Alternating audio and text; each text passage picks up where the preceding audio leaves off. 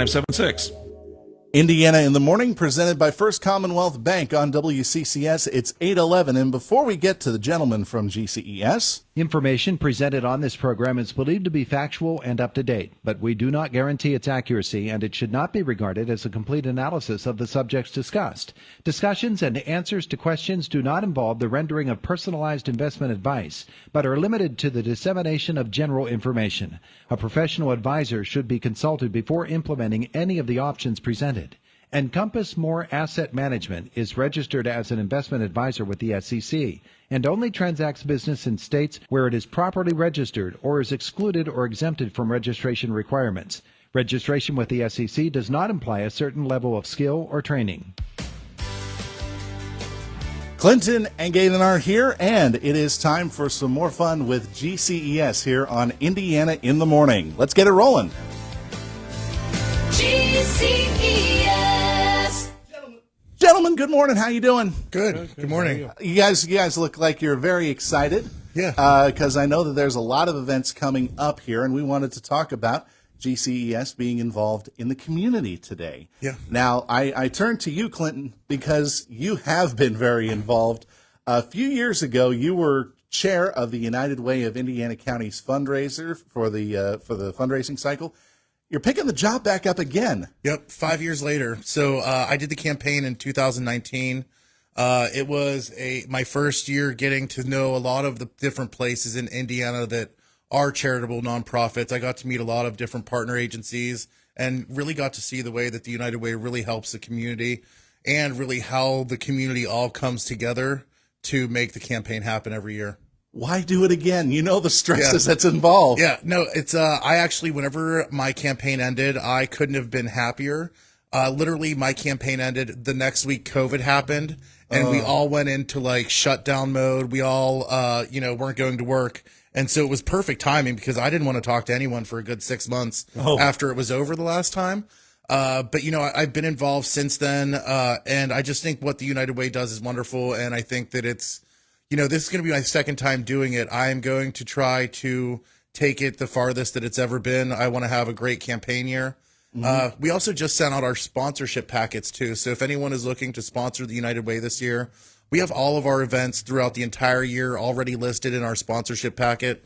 Instead of us doing the corporate sponsorships at the beginning of the year and then asking for money for events throughout the year, we're just trying to do it all up front and get as much as we can in to the beginning of the campaign because it's going to be a huge year.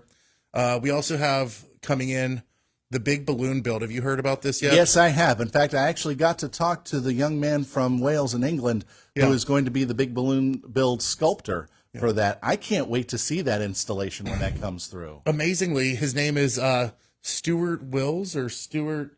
I don't know. Regardless, looking at Galen over there. Yeah, he's named after Jimmy Stewart, which is crazy. He's from Wales, and he started this nonprofit where they basically come in.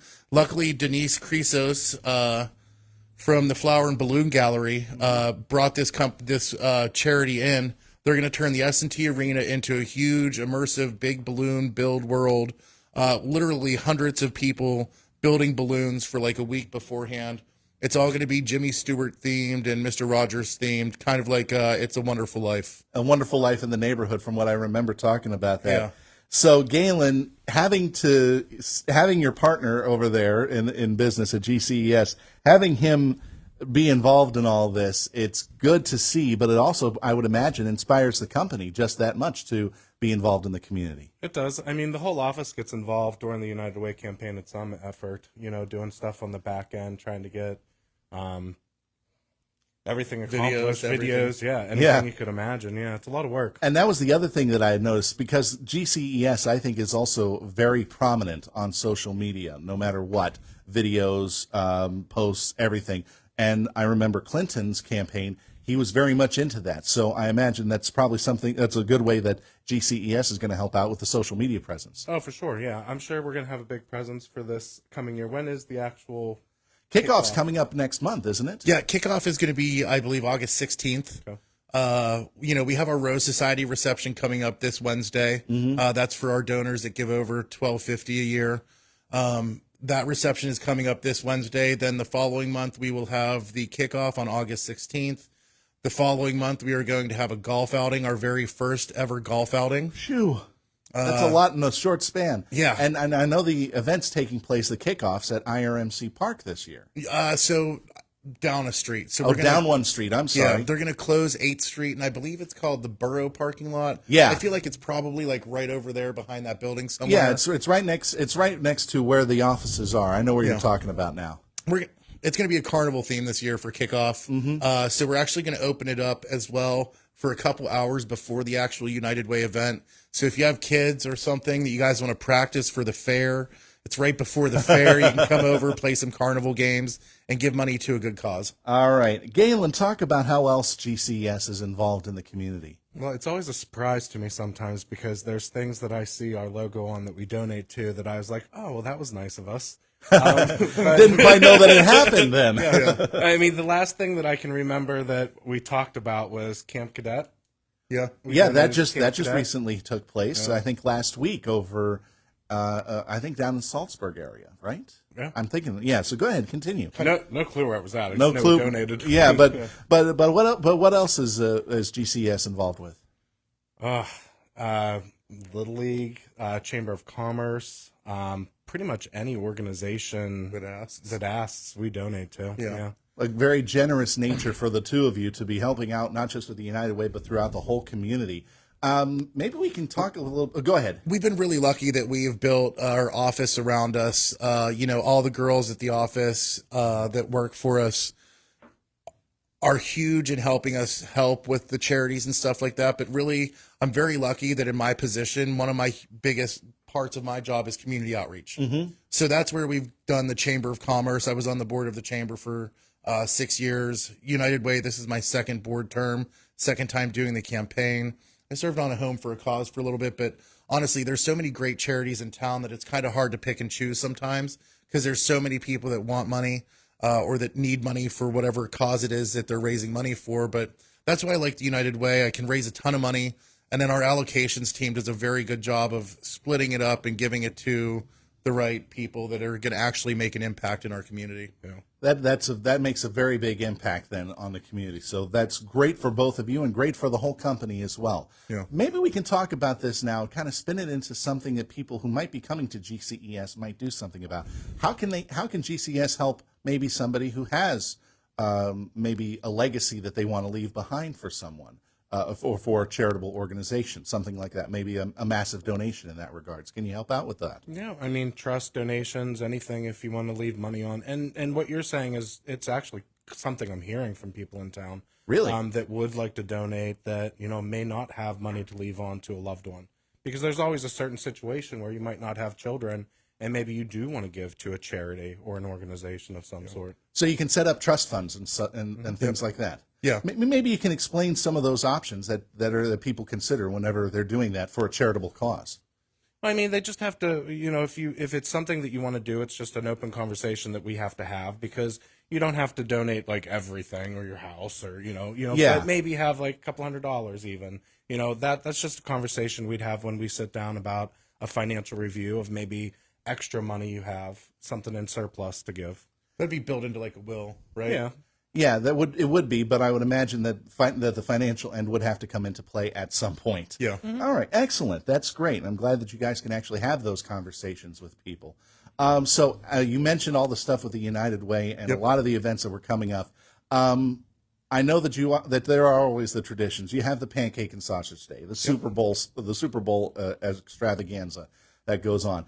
What are some of the other things that are going to be part of this year's campaign? One of the things that's going to be a little bit different to look forward to this year is Turkey-thon, which is here with you guys. So, Turkey-thon, we moved it a couple years ago when Bill Otto quit doing it. We moved it to days. This year, we're actually going to move it up in time a little bit and move it into October. Oh, really? That's going to give us a little bit more time to actually get the food. Turkey-thon isn't just about us dancing around on the corner in turkey costumes. Although some people have done that, yes. A good way to raise attention. It'll definitely happen again this year. But it's not just about us dancing around in turkey costumes. It's about actually helping people with food insecurities and making sure that they have a turkey and that they have the food that they need, to have an actual nice Thanksgiving that, a lot of people in town, there's a lot of food insecurities right now in Indiana, especially with inflation. I mean, chicken has never costed this much before. Right. So there are a lot of people with food insecurities. Doing the turkey-thon is meant to help people out of that problem. And moving it up into October is going to help us actually get the food into the families that need it. I actually like the fact that you're moving it up into October because a lot of people just think about those food insecurity situations around the holiday season, around the major feast holidays like Thanksgiving, Christmas, Easter, things like that. Yeah. So you're highlighting that this is a 12-month problem, not just 3 times a year. Yeah. And I mean, they have Christmas decorations out in August. We can definitely do turkeys in October. It'll be fine. Oh my gosh. I remember a couple years ago there was a turkey brought in for pardoning too. Yes, So yeah. But I'm sure that you have plans in the works for that. Any new events? So the golf outing is going to be a brand new event. It's our first annual golf outing. The sponsorship forms just went out for it last week. I believe it is scheduled for September 11th, going off of memory here. But that's going to be our first golf outing of the year. The big balloon build is also the first time we're doing it. Yeah. And it's never going to happen again within 70 miles. So the big balloon build is going to be advertised into Ohio, West Virginia, and as far as we can get it in Pennsylvania towards Philly. So it's going to be more of a regional pull to really bring people in. And it's happening right as the parade and everything happens downtown. And here's the other thing that I think about with that big balloon build, because when people think of balloon sculptures, they're thinking, oh, somebody's going to make a dog out of a long tube of a balloon. This is not the case. This is actual big artwork, right? Yes. If you check out the United Way's Facebook page, me and Angela Jackson, the executive director, and Christina Struzzi, the development coordinator at the United Way, we all went out to Elkhart, Indiana, like a little girls' trip. And we went out there and saw the balloon build. I mean, it's to even describe it isn't even giving it justice. It is tons of balloons, like walls made out of balloons, logos made out of balloons. They made a Ferris wheel out of balloons. So big ideas. It's going to have a real big Christmas theme because it's coming at that time here. But it's really amazing to see all of the work that goes into it too. The people that build the balloons. Like Denise Crisos went to London last year to participate in a big balloon build. So there's people from all over the world that are going to come here to help us to raise money for the United Way. It's going to be a big event. So we'll get more on that as the months come around, because you'll be back in for the United Way as well for that. But Galen, anything else that you wanted to add as far as community contributions by GCES, helping out the community, how important it is? I mean, if anybody would like to get involved, I mean, I don't know, a quarter of what Clinton knows about charity. So if anybody at any point would like to get involved in some way, Clinton is definitely the person to ask, or if anybody would like to donate. All right. Excellent. Well, Clinton, Galen, I'm sorry, I'm getting in trouble. I'm getting tongue-tied this morning. Clinton, Galen, thank you very much for joining us on Indiana in the Morning. I hope the campaign is a success. Keep us posted on that, and I hope things continue to go well at GCES. Thanks again, gentlemen.